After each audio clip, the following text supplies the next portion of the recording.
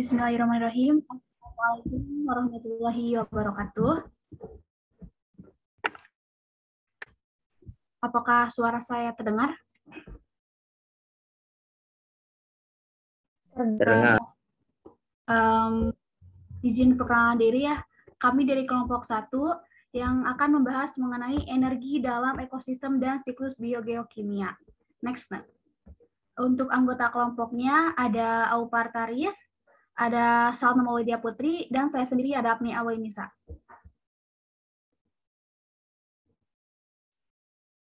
Anda next.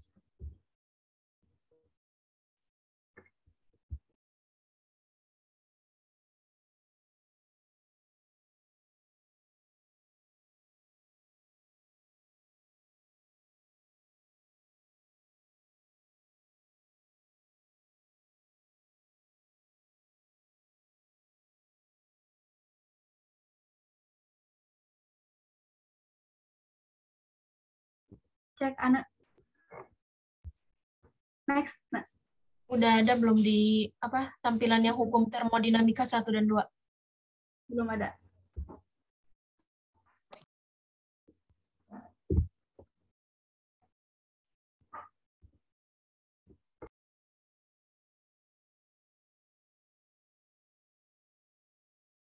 Sebentar, mungkin sinyalnya. Di sini udah tampil soalnya. Untuk subbab materi yang pertama ada hukum termodinamika 1 dan 2, lalu yang kedua ada konsep produktivitas, yang ketiga ada rantai makanan, jaringan makanan, dan tingkat trofik, lalu yang keempat ada tipe-tipe dan pola-pola daur biogeokimia, dan yang terakhir ada pengkajian kuantitatif daur biogeokimia. Nah, untuk materi yang pertama akan dijelaskan mengenai hukum termodinamika 1 dan 2 yang akan dijelaskan oleh Salma Maulidia Putri. Kepadanya saya persilakan. Iya, baik. Suara saya terdengar? Baik, untuk penjelasan yang pertama yaitu mengenai hukum termodinamika. Nah, termodinamika merupakan cabang ilmu fisika yang mempelajari energi kalor atau energi panas menjadi energi lainnya. Nah, di dalam termodinamika ada dua istilah yang penting. Yang pertama ada sistem dan yang kedua ada lingkungan. Nah, untuk yang pertama hukum termodinamika pertama. Nah, prinsip ini merupakan hukum alam yang penting dan merupakan bentuk hukum kekekalan energi. Yang artinya energi tidak dapat diciptakan dan tidak dapat dimusnahkan, melainkan hanya bisa diubah bentuknya saja. Nah, kita contohkan dalam fotosintesis. Karena dalam fotosintesis, energi yang disediakan dari matahari atau sinar matahari lalu diubah ke kimia. Nah, jadi aliran energi alam itu diawali oleh sinar matahari yang memancarkan energi cahaya dan ditangkap oleh tumbuhan untuk kemudian diubah menjadi energi kimia atau bahan pangan melalui fotosintesis. Nah, untuk yang kedua, hukum termodinamika 2 mengatakan bahwa aliran panas memiliki arah. Dengan kata lain, tidak semua proses di alam bersifat reversible atau dapat arahnya, ataupun bisa dikatakan sebagai ada bagian energi yang hilang selama terjadi transformasi energi atau perubahan energi. Nah, ketika dalam fotosintesis, misalnya tidak semua energi cahaya itu diserap oleh tumbuhan, beberapa energi itu hilang sebagai panas. Nah, hilangnya energi untuk hasil lingkungan sekitarnya, peningkatan gangguan entropi, energi atau kalor yang tidak dapat diubah menjadi usaha. Besarnya entropi suatu sistem yang mengalami proses reversible itu sama dengan kalor yang diserap sistem dan lingkungannya. Selanjutnya akan dilanjutkan oleh Abu. Ya, baik, terima kasih. Next, nah. Untuk selanjutnya yaitu mengenai materi konsep produktivitas. Next. Nah, produktivitas merupakan laju penyimpanan energi oleh suatu komunitas dalam suatu ekosistem.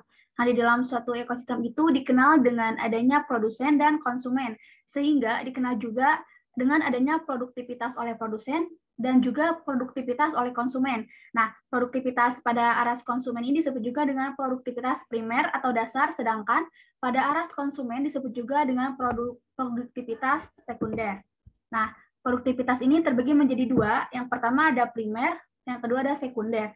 Nah, untuk yang pertama ini merupakan produktivitas primer yang merupakan laju penambatan energi oleh produsen melalui konsumen proses fotosintesis. Nah, produksi primer ini merupakan suatu ekosistem berasal dari proses fotosintesis yang dilakukan oleh tumbuhan berdaun hijau dengan pengikat energi yang berasal dari cahaya matahari. Nah, kalau secara kimia prosesnya ini penyimpanan bagian dari energi cahaya matahari sebatas energi potensial. Nah, produktivitas primer ini mempunyai arti yang sangat penting bagi manusia. Hal ini disebabkan karena produktivitas primer ini merupakan salah satu komponen yang paling penting dari sumber makanan bagi manusia. Nah, kita sudah memiliki salah satu sumber makanan utama yang mengandung karbohidrat. Karbohidrat ini dihasilkan oleh tumbuhan, terutama tanaman serealia. Nah, misalnya ada padi, jagung, dan juga gandum. Nah, selain itu, ada pula tanaman tebu, kentang, dan juga ketela pohon yang selain itu berfungsi sebagai sumber makanan. Nah, tumbuhan juga berfungsi sebagai penghasil serat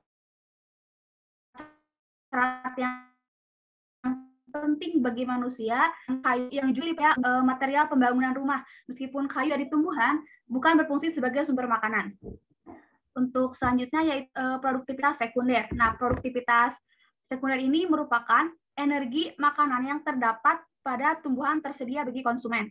Nah, memang tidak semua energi itu dapat dimanfaatkan oleh konsumen. Misalnya, kayu tidak dimakan oleh herbivora, ulat yang hanya dimakan oleh daun-daun tertentu, dan burung memakan biji-bijian atau buahnya saja. Nah, kemampuan pencernaan konsumen ini berbeda-beda. Misalnya, belalang hanya mengasimilasi 30% dari rumput yang dimakannya. Lalu ada tikus yang mengasimilasi sekitar 85-90% dari apa yang dimakannya. Produktivitas sekunder ini mempunyai manfaat yang cukup besar bagi manusia. Seperti yang kita ketahui, produktivitas sekunder ini dapat digunakan sebagai sumber protein hewani bagi manusia. Nah, manusia ini di dalamnya ketika hidupnya tidak hanya memerlukan karbohidrat saja, tetapi juga memerlukan protein serta lipida. Nah, keperluan akan protein dan lipida ini harus kita cukupi dari produktivitas sekunder.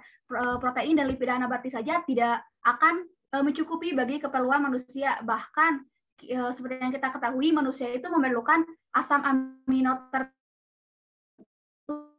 tidak terdapat dalam tubuh tumbuhan, tetapi hanya terdapat dalam tubuh hewan saja. Next. Untuk selanjutnya, rantai makanan, jaringan makanan, dan tingkat trofik.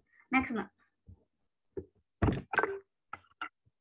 Nah, rantai makanan merupakan peristiwa makan dan dimakan antara makhluk hidup dengan urutan tertentu. Nah, dalam rantai makanan ini ada makhluk hidup yang berperan sebagai produsen, konsumen, dan juga dekomposer. Nah, pada rantai makanan tersebut terjadi proses makan dan dimakan dalam urutan tertentu.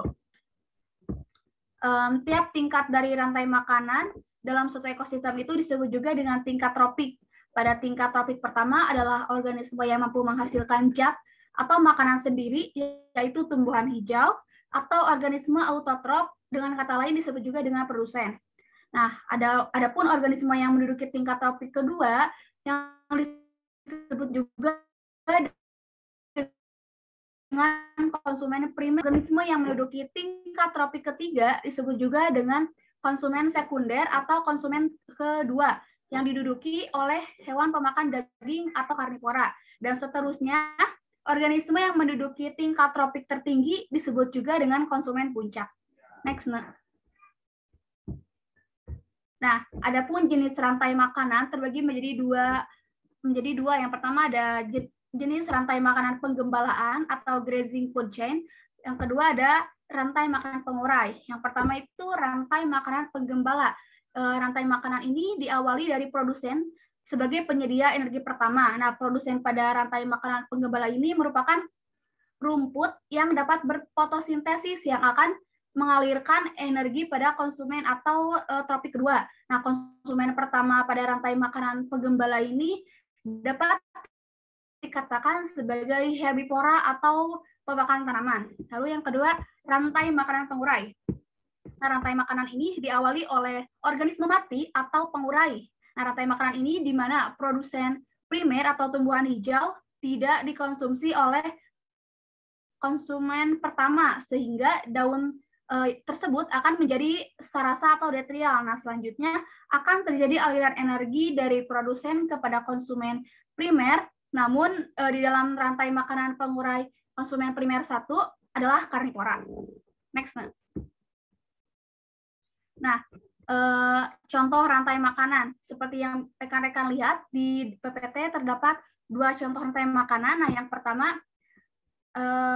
pertama itu tumbuhan menggunakan sinar matahari untuk menghasilkan makanan dalam bentuk gula dan disimpan dalam biji, batang, buah, dan bagian lainnya. Lalu yang kedua, ada tikus. Tikus ini sebagai konsumen tingkat pertama, yaitu hewan herbivora atau pemakan tumbuhan yang memakan tumbuhan. Nah, kemudian tubuh tikus ini mengubah sejumlah makanan itu menjadi energi untuk kalori makan dan berproduksi.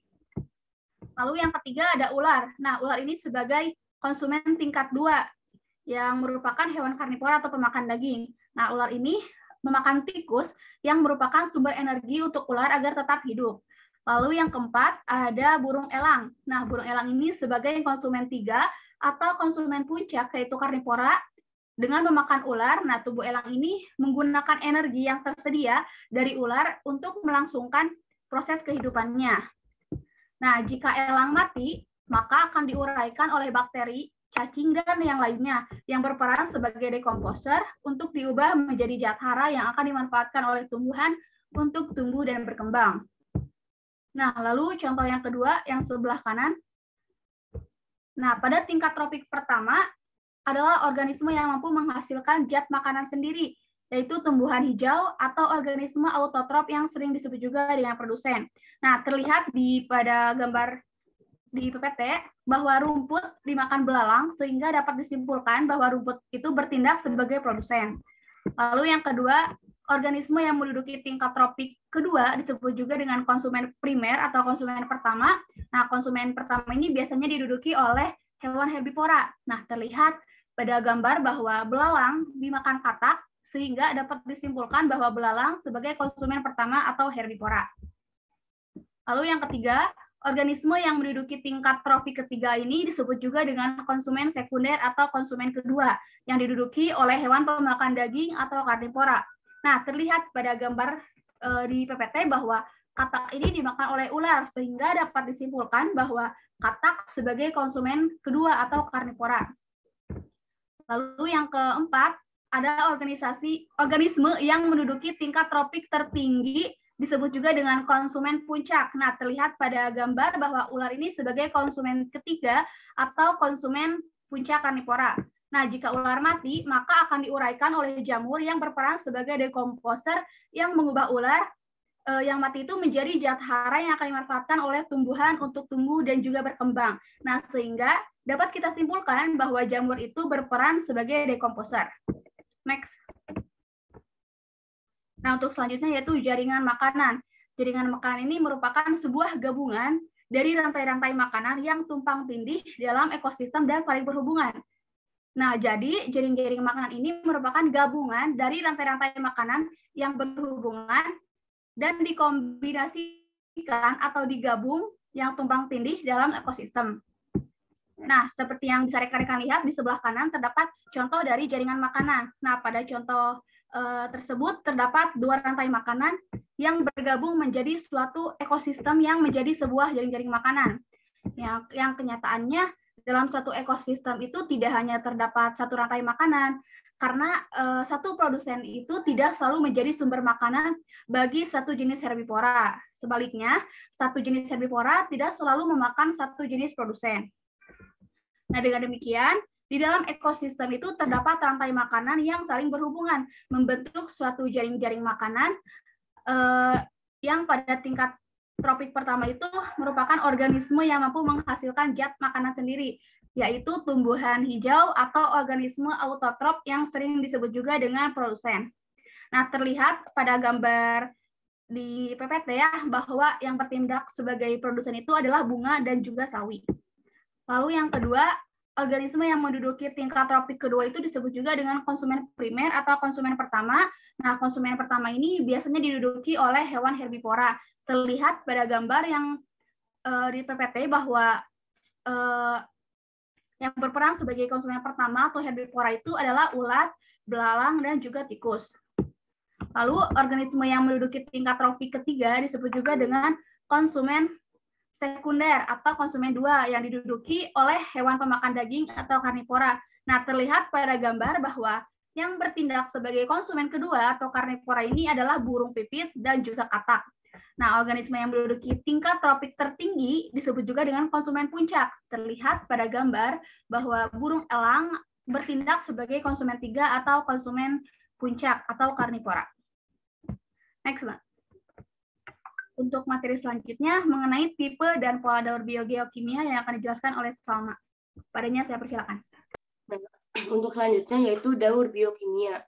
Nah, biokimia merupakan pertukaran atau perubahan berkelanjutan antara komponen biosfer yang hidup dan tidak hidup. Jadi bisa dikatakan biokimia itu merupakan perubahan unsur-unsur kimia melalui makhluk hidup dan tidak hidup.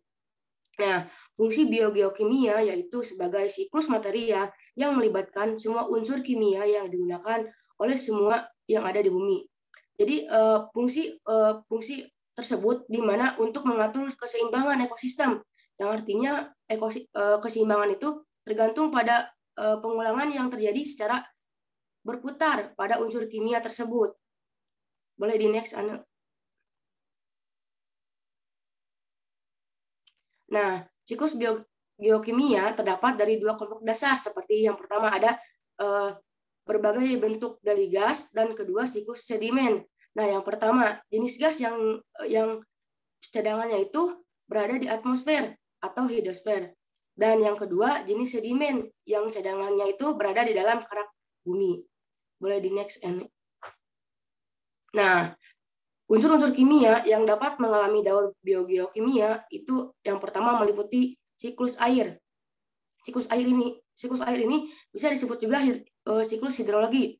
Nah, pada siklus air ini atau hidrologi memiliki 5 tahapan. Yang pertama penguapan, kondensasi, presipitasi, limpasan, dan infiltrasi. Nah, yang pertama penguapan. Nah, dalam penguapan ini dibagi menjadi tiga. Yang pertama transpirasi, evaporasi, dan sublimasi.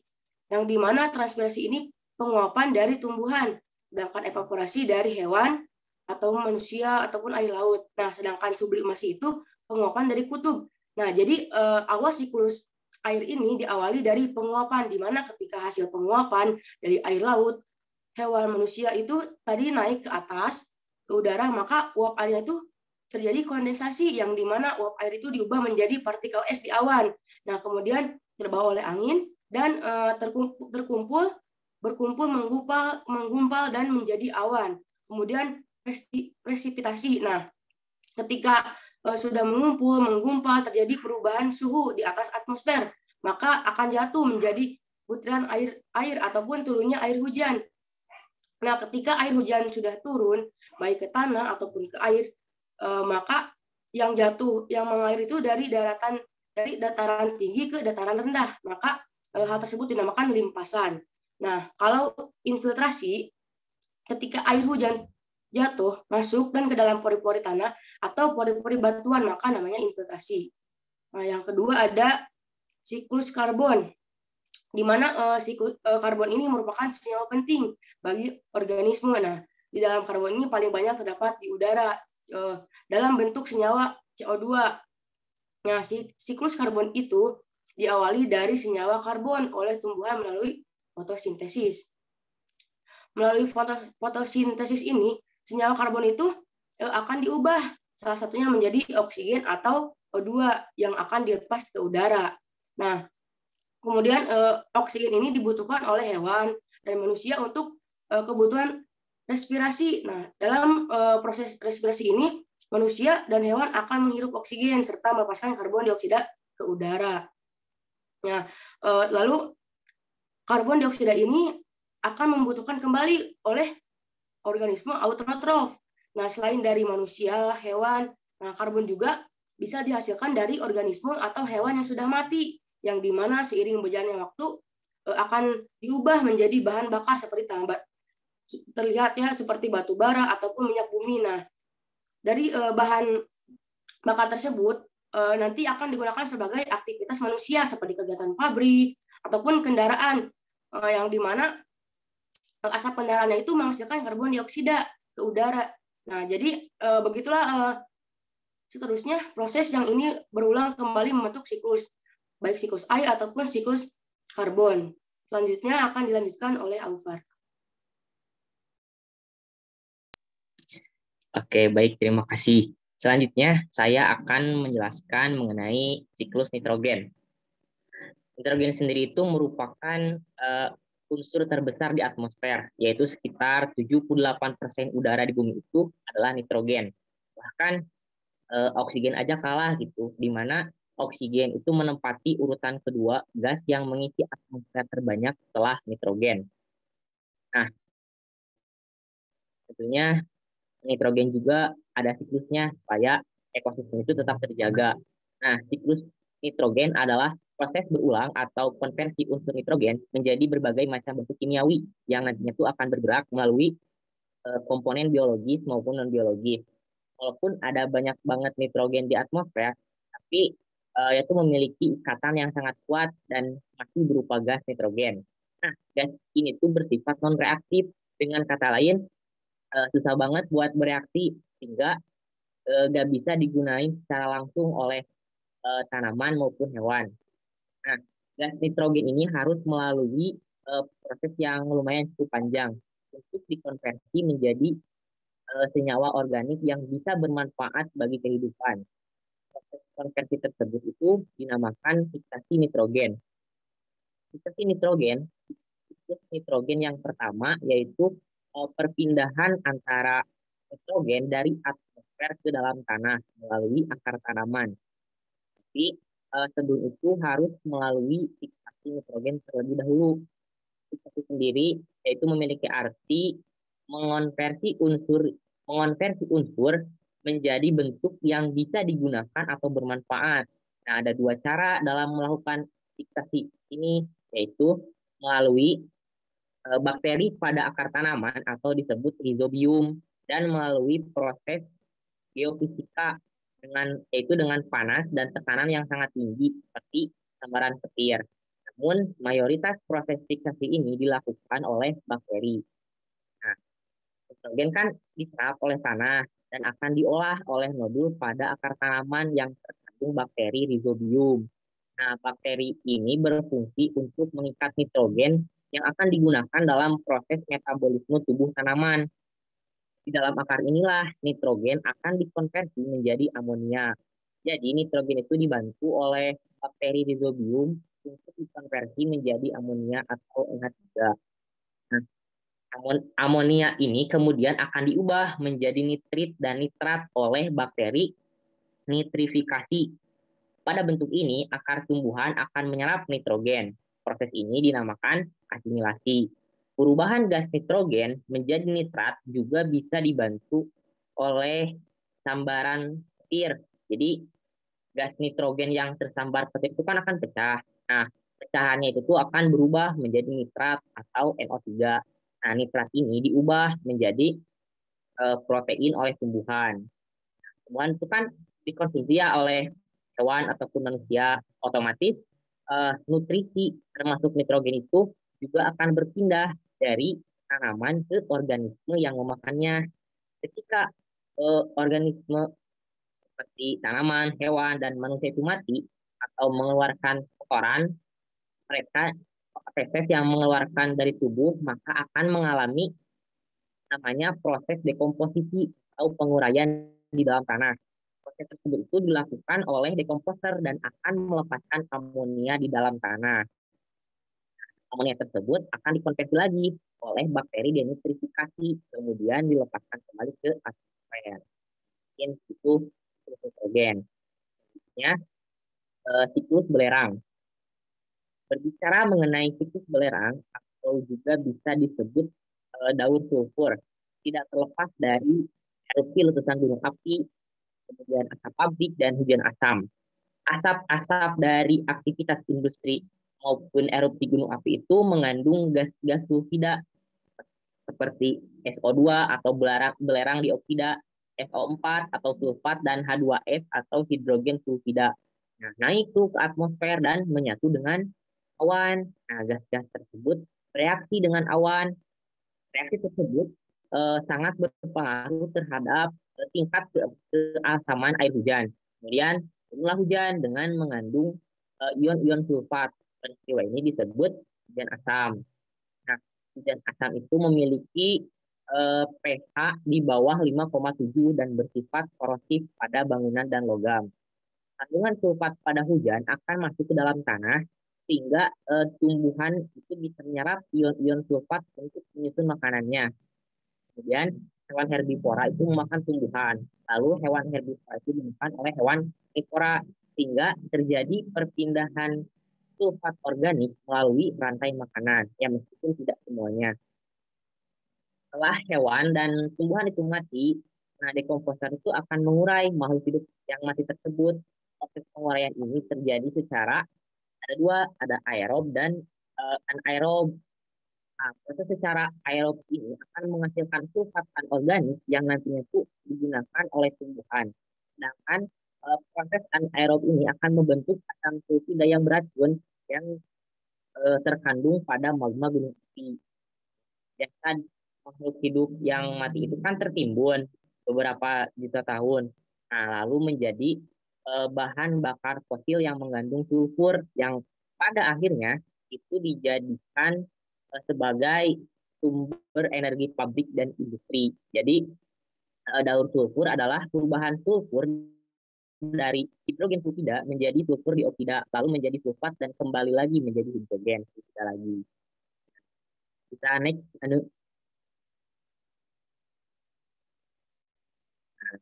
yang terakhir yaitu siklus fosfor. Fosfor adalah unsur kimia yang memiliki lambang P dalam tata nama senyawa kimia dan memiliki nomor atom 15. Fosfor ini merupakan satu-satunya unsur yang nggak melibatkan atmosfer, melainkan banyak ditemui di batuan litosfer, hidrosfer, dan biosfer. Jadi fosfor itu nggak ada hubungannya dengan udara yang kita hirup. Yaitu berbicara mengenai siklus fosfor, maka kata kuncinya itu adalah batu. Karena batu itu banyak mengandung fosfor.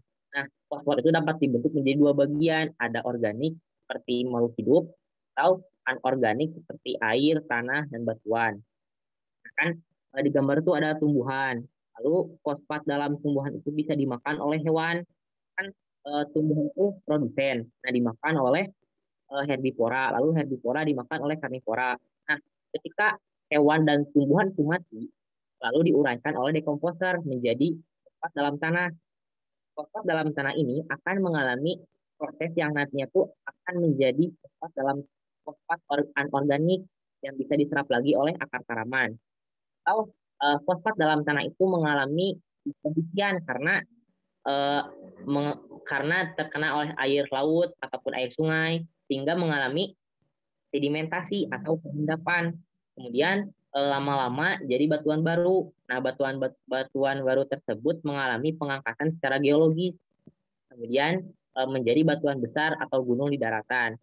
Nah, gara-gara batuan besar itu kena hujan, kena air, nah terus mengalami pelapukan fosfat dari batuan. Kemudian fosfat itu masuk ke dalam tanah, kemudian proses pencucian lagi atau masuk lagi ke dalam akar tanaman. Jadi gitu aja dalam siklus fosforma, ya, tumbuhan fosfat dalam tumbuhan dimakan oleh hewan, hewannya mati, lalu diuraikan, terus menjadi sumber fosfat dalam tanah. Kemudian kembali lagi ke tanaman, kemudian fosfat dalam tanah itu mengalami pencucian, gara-gara kena air hujan tadi, air sungai, air laut, dan mengalami sedimentasi, kemudian bentuk batuan baru.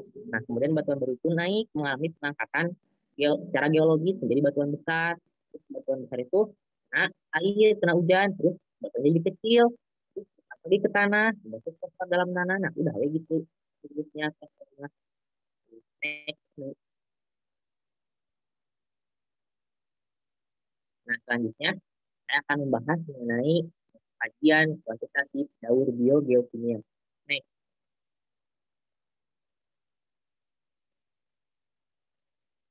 Pengkajian kuantitatif daur biogeokimia. Kecepatan pertukaran atau perpindahan unsur-unsur dari satu tempat ke tempat lain itu lebih penting dalam menentukan struktur dan fungsi suatu ekosistem daripada jumlah yang ada di satu tempat pada suatu waktu. Untuk memahami peran siklus materi, kecepatan materi itu harus diukur. Nah, daur ulang itu adalah perbandingan antara materi yang beredar dan yang terkandung dalam suatu ekosistem. Nah, sedangkan waktu daur ulang adalah waktu yang diperlukan untuk mengganti semua unit senyawa yang terdapat pada suatu komponen. Contohnya, jika 1000 unit senyawa terdapat di dalam komponen dan 10 unit senyawa keluar atau yang keluar masuk setiap jamnya, maka cara menghitung lajur daur ulangnya itu 10 per 1000 sama dengan 0,01 per jam atau 1% per jam. Untuk menghitung waktu daur ulangnya sama dengan 1000 dikali 10 sama dengan, jadi totalnya itu 10 jam. Nah, mungkin segitu pemaparan dari saya kembalikan kepada moderator. Baik, terima kasih kepada rekan-rekan yang telah menyampaikan materinya. Untuk selanjutnya yaitu masuk kepada sesi diskusi. Untuk dari setiap kelompok, jika ada pertanyaan, silakan untuk mengetik di kolom chat dan sertakan kelompoknya.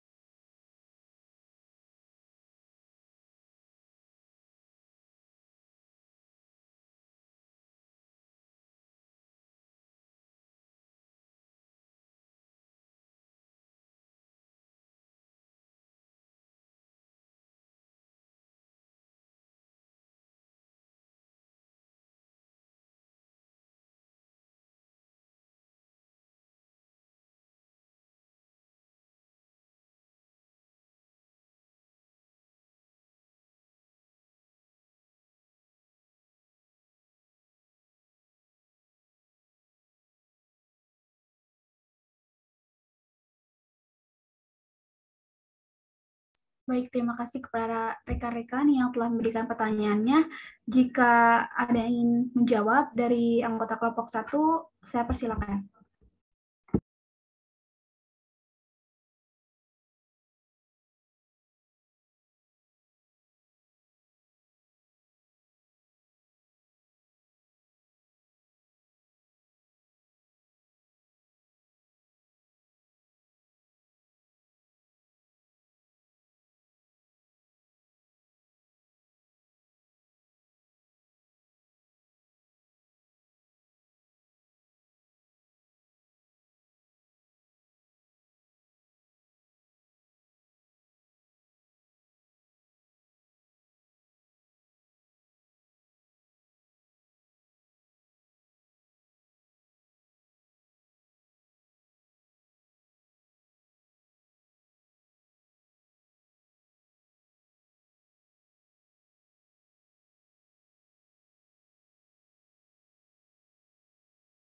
Silakan, barangkali dari anggota kelompok 1 akan menjawab pertanyaan. Mungkin saya menjawab pertanyaan dari Rifki Afni. Baik, silakan.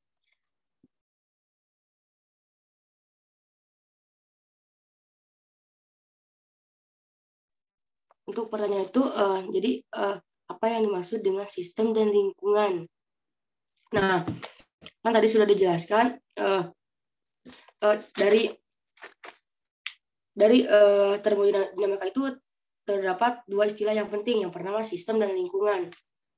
Nah, untuk sistem itu di mana suatu benda atau keadaan yang menjadi objek utamanya itu objek utama pengamatan. Nah, untuk lingkungannya itu merupakan segala sesuatu benda di luar sistem. Jadi contohnya misalkan dari sistem nih, saya ini berada di dalam ruangan. Nah kan di dalam ruangan itu banyak udara. Nah di mana jadi udara yang berada di dalam ruangan ini bisa disebut dengan sistem. Nah sedangkan udara yang ada di luar ruangan ini, di ruangan saya ini, ataupun cahaya matahari yang dari luar, misalkan yang ada di luar ruangan ini, pokoknya jadi dapat dikatakan sebagai lingkungan. Seperti itu, Rifki. Mungkin ada yang mau menambahkan atau bagaimana?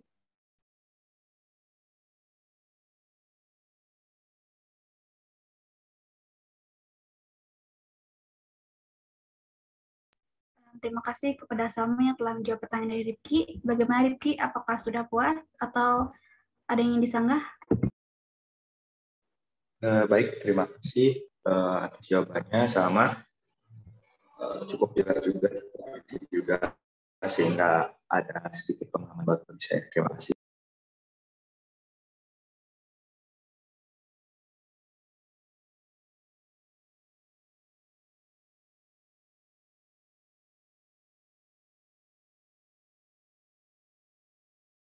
Ya, baik. Untuk selanjutnya, Opar barangkali ingin jawab pertanyaan di rekan-rekan. Saya persilakan. Ya, saya akan menjawab pertanyaan dari Sasti Lusianti. Pertanyaannya tuh mengapa dalam daur fosfor itu tidak melibatkan fosfor itu kan terdapat di alam dalam bentuk ion fosfat. Nah, ion fosfat itu terdapat dalam bebatuan.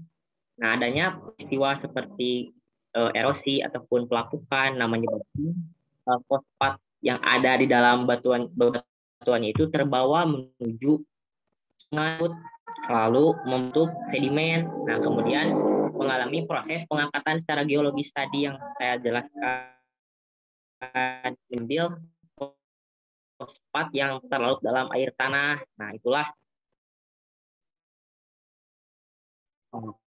fosfor atmosfer tidak melibatkan, yaitu intinya tidak melibatkan komponen atmosfer. Mungkin segitu dari saya. Terima kasih, Opar. Ya. Untuk selanjutnya, saya akan menjawab pertanyaan dari dari Karen, dari kelompok 2 ya. dengan pertanyaan bagaimana jika dalam satu rantai makanan salah satu organismenya terjadi kepunahan. Nah, apakah akan berdampak terhadap kehidupan? Jika berdampak, apa dampak yang akan ditimbulkan? Atau karena adanya kepunahan di suatu spesies dalam rantai makanan tersebut, maka akan terjadi instabilitas pada rantai makanan tersebut. Sehingga misalnya yang punah itu adalah konsumen tingkat 2. Maka pengaktivitas konsumen tingkat 1. Nah, karena tidak ada yang menjadi predator yang memakan mereka. Nah, begitupun sebaliknya, konsumen tingkat 3 akan berbanding positif dengan hilangnya konsumen pada tingkat 2. Nah, dan hal tersebut dapat mengakibatkan terganggunya keseimbangan ekosistem yang ada di muka bumi ini. Mungkin sekian jawaban untuk pertanyaan dari Karen. Bagaimana, Karen? Udah cukup, Agni. Terima kasih, Agni. Kayak anggota kelompok 1 ada yang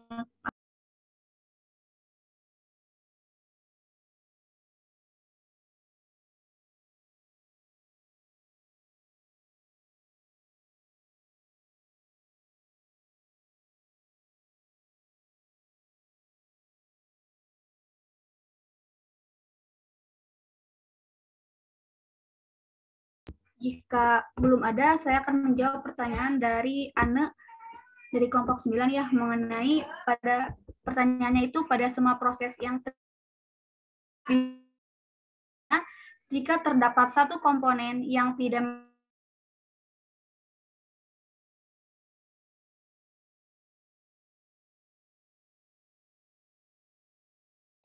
maka akan sangat berpengaruh pada ekosistem di sekitarnya. Misalnya, jika proses presipitasi terhambat, maka akan terjadi kekeringan, sehingga dampak yang terjadi bisa sangat signifikan. Misalnya, banyak hewan yang kehausan, tumbuhan mati, dan juga banyak hewan herbivora yang kelaparan. Nah, kemudian jika siklus nitrogen terhambat juga, kemungkinan lebih banyak tanaman yang terkena penyakit akibat kekurangan unsur nitrogen. Ada yang ditambahkan nggak dari kelompok 1?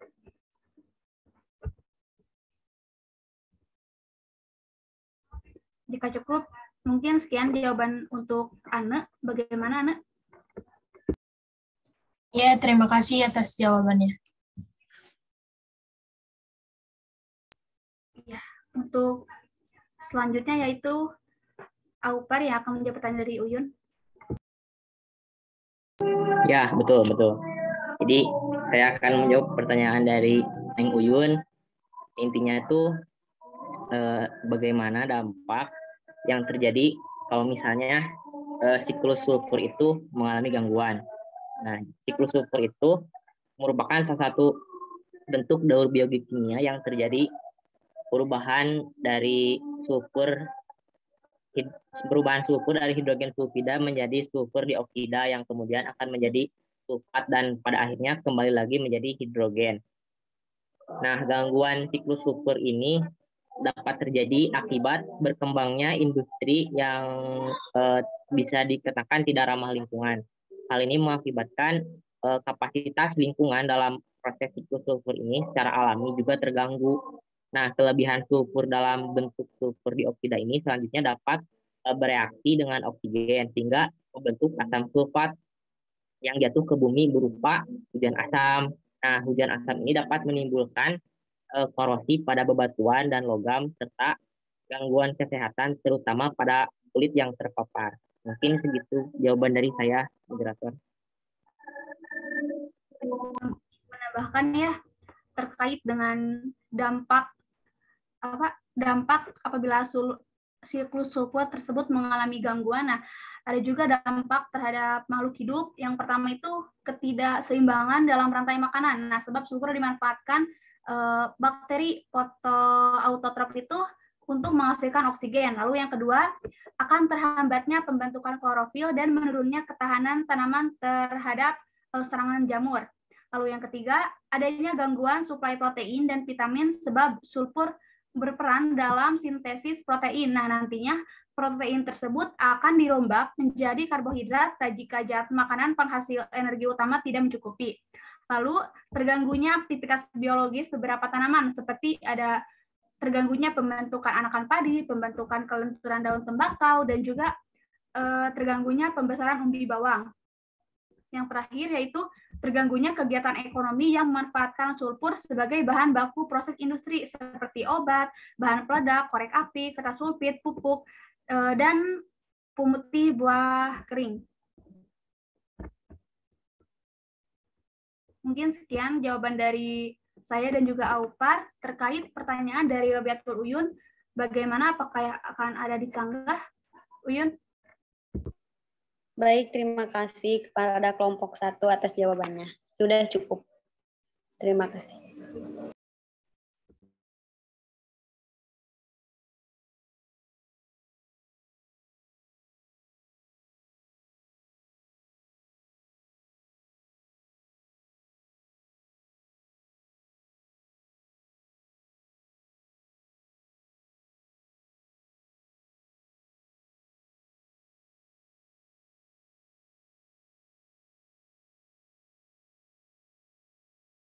Lima pertanyaan sudah terjawab. Mungkin 4 pertanyaan lagi. Barangkali dari anggota kelompok 1 akan menjawab pertanyaan dari rekan-rekan.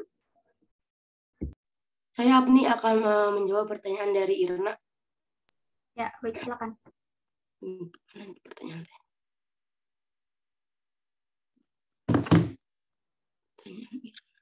Nah, untuk pertanyaannya, apa yang terjadi jika di alam semesta ini tidak terjadi daur biogeokimia?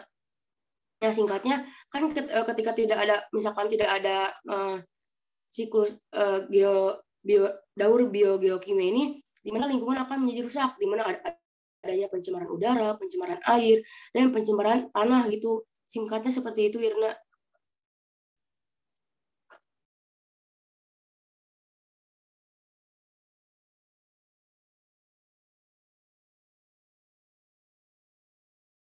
Mungkin ada yang mau menambahkan. Gimana, Mas? Tadi suaranya detan-detan. Ya, mungkin bisa jelaskan lagi ya jawabannya oleh Salma. Silakan. Ya, Irna, jadi kan bagaimana jika jika tidak terjadi ini tidak terjadi daur biogeokimia. Jadi singkatnya gini, Irna, misalkan tidak ada siklus atau tidak ada daur biogeokimia itu, jadi si lingkungan itu akan menjadi rusak. Jadi adanya pencemaran udara, pencemaran air, dan pencemaran tanah, Irna. Mungkin seperti itu. Baik, Mak. Terima kasih. Ya, sama-sama, Irna.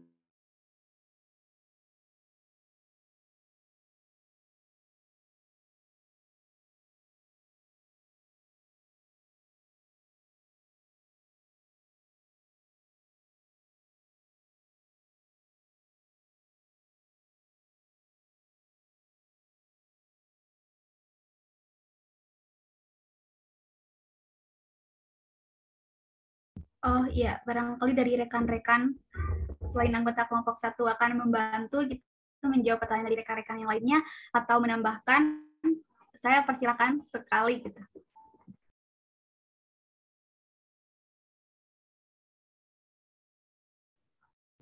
Izin menambahkan boleh nggak? Boleh banget, silakan. Yang tadi terkait pertanyaannya Irna kan, kalau biokimia itu nggak ada, dampaknya apa? Yang saya tahu itu kan daur biokimia itu siklus yang mengalir dari komponen abiotik ke biotik, kemudian kembali lagi menjadi abiotik. Jadi kalau disederhanakan itu, biokimia itu diperlukan untuk makhluk hidup dalam sebuah ekosistem. Nah, dari fungsinya aja udah kelihatan biokimia itu menjaga perputaran unsur kimia di alam yang dibutuhkan oleh organisme dan demi keberlangsungan hidupnya. Jadi kalau nggak ada daur biokimia itu, terganggu juga tadi yang udah dijelasin sama-sama, karena dari biokimia itu ada siklus kayak siklus air, siklus karbon dan oksigen, siklus nitrogen, dan siklus fosfor yang masing-masing itu memiliki peran penting bagi makhluk hidup. Kalau dari saya sekian. Ya, baik, terima kasih kepada Mutia yang telah menambahkan menambahkan jawaban dari pertanyaan Irna.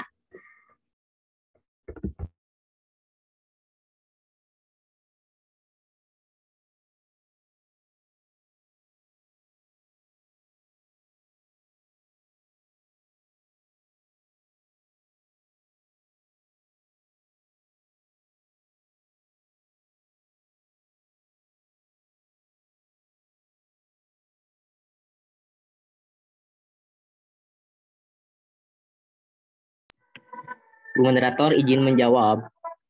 Boleh. Mangga. Ya, saya akan menjawab pertanyaan dari Rini Mukaromah. Nah, bagaimana dampak dari kompleksitas dalam jaring makanan terhadap komunitas ekosistem? Nah, jadi semakin kompleks jaring-jaring makanan menunjukkan semakin kompleksnya aliran energi dan aliran makanan. Kompleksitas dalam jaring makanan mengakibatkan kestabilan komunitas dan ekosistem atau interaksi keanekaragaman hayati. Mungkin sekian moderator dari saya. Ya, terima kasih. Bagaimana ini jawaban dari Aufar? Baik, Aufar, terima kasih, jawabannya cukup jelas.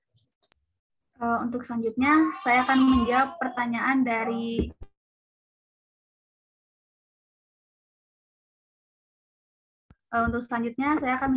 dari Septia Liana, yang pertanyaannya itu hampir sama dengan pertanyaan dari Anu ya, yang tadi.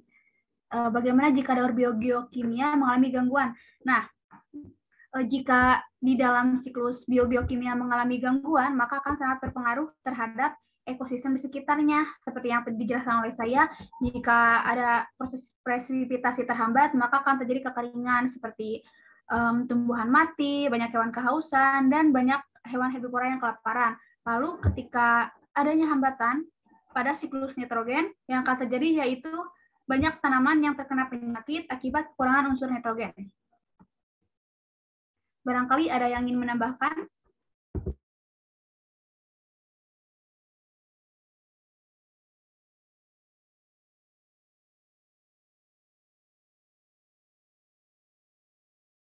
Jika tidak, mungkin saya cukupkan untuk pertanyaan Septia Liana. Bagaimana, Septia? Ya, Afni, terima kasih.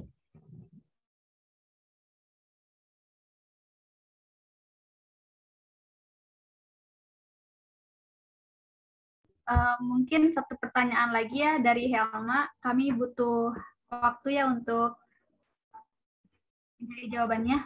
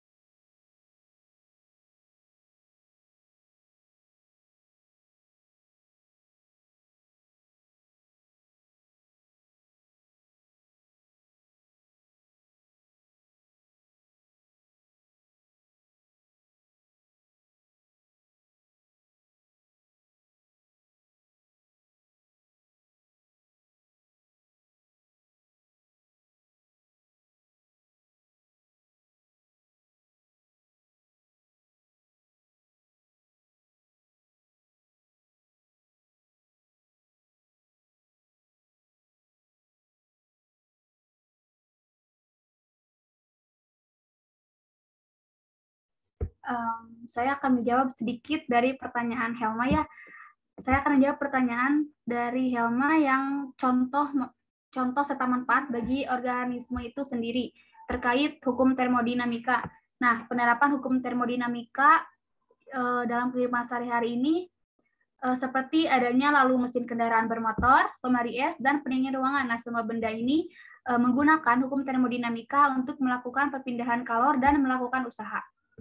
Barangkali dari rekan-rekan akan menjawab pertanyaan Helma yang mengenai keadaan dan proses hukum termodinamika dan proses tersebut berjalan bagaimana.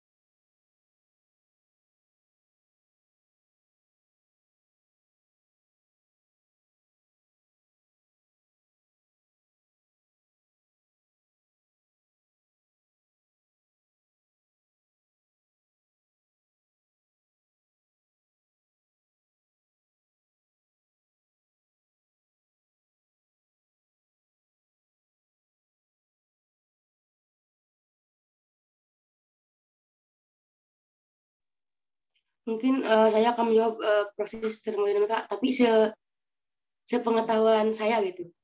Untuk pertanyaan yang sama, jadi proses termodinamika itu di mana perubahan keadaan gas, yaitu misalkan tekanan, volume, dan suhunya itu. Jadi perubahan itu diiringi dengan perubahan kalor atau energi panas itu. Jadi ada usaha di dalamnya itu.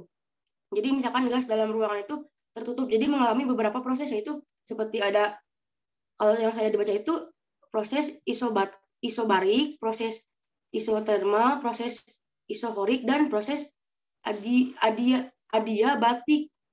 Mungkin cuman itu yang saya tadi baca.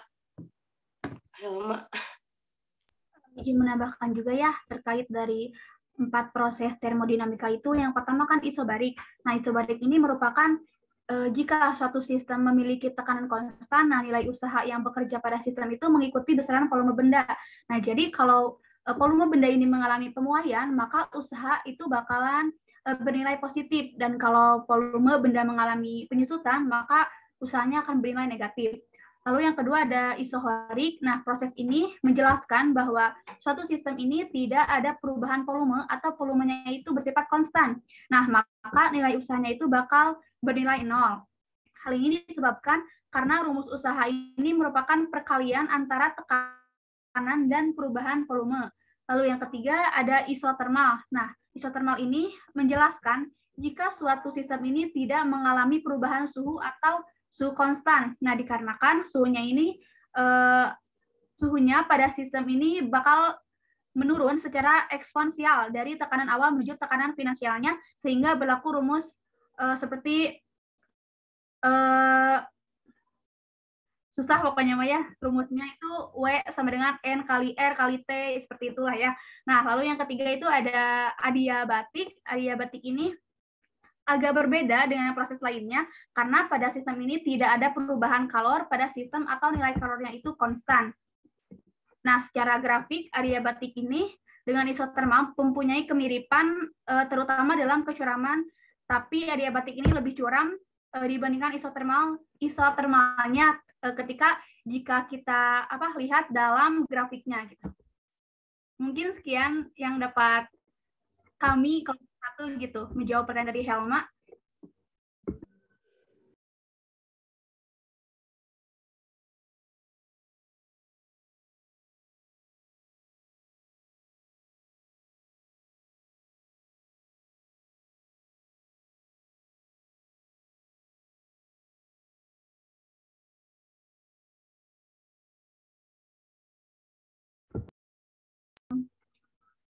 Mungkin semua pertanyaan sudah terjawab ya.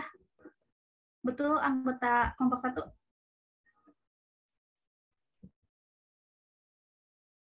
Apakah ada pertanyaan yang belum terjawab lagi?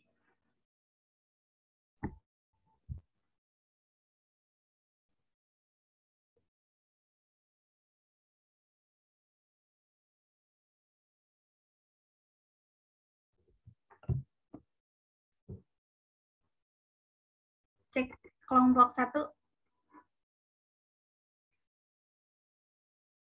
Cukup, Apni. Sudah ya, sudah jawab semuanya. Mungkin langsung saja ya kita tutup presentasi hari ini untuk kelompok 1.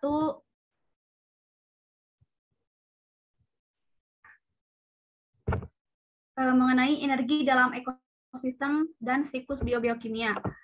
Mohon maaf apabila ada kesalahan ataupun kurang dalam penjelasan dan juga menjawab pertanyaan dari rekan-rekan. Cukup sekian yang dapat kami sampaikan. Wassalamualaikum warahmatullahi wabarakatuh. Saya kembalikan kepada Bapak Tio. Baik. Waalaikumsalam warahmatullahi wabarakatuh. Terima kasih untuk kelompok 1 yang sudah berpresentasi, kemudian sudah berdiskusi dengan rekan-rekan kelompok yang lain. Nah, di sini apakah ke-9 kelompok sudah bertanya di notulensi? Sudah, Bapak. Sudah. Ya, oke, kalau sudah silahkan kirim ke WA Group notulensi yang barusan. Nanti saya akan simpulkan di WA Group pakai voice note ya. Ya, baik. Oke, jadi silakan sekarang di screenshot aja dulu terkait perkuliahan sekarang sebagai absensi terakhir.